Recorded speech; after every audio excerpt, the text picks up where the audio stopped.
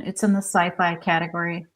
Basically about the Atlantean destruction, and it's parallel lives of mine. One as an ET on Mars, and then one as a human in Atlantis.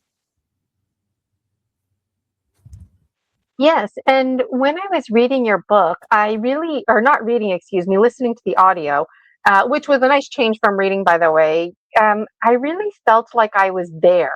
Like I felt like this book could easily be transformed into a movie because your voice would just come in with the storyline, and it was like I was with you walking around. I'd see like explosions here and there in some scenes.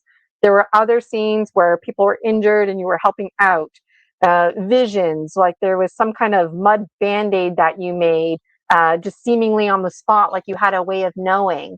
And there was a lot of heartfelt um, emotion going on without getting caught up in the emotion. You could still tell the story without like bawling your eyes out, but you could tell that the character would fall asleep crying, wondering like, what are the next steps and how do I move on? And there was lots of inferring because you didn't say those things, but the listener was able to infer. And for me, that's really powerful when an author can express themselves and not say everything and just let the readers, listeners piece together that information. And so sometimes it was confusing initially because I wasn't sure who was who in the book, but then as you listen to it, you make these connections that you're having dreams, you're slipping in and out of consciousness.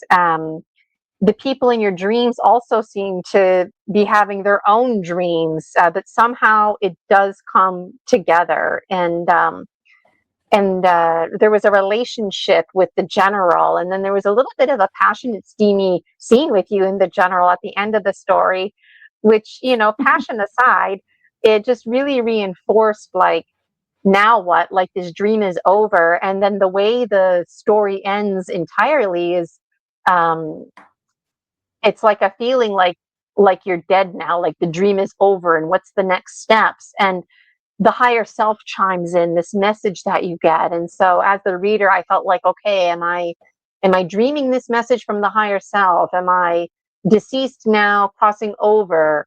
I am the higher self. Like all this omnipresent kind of thinking was going on.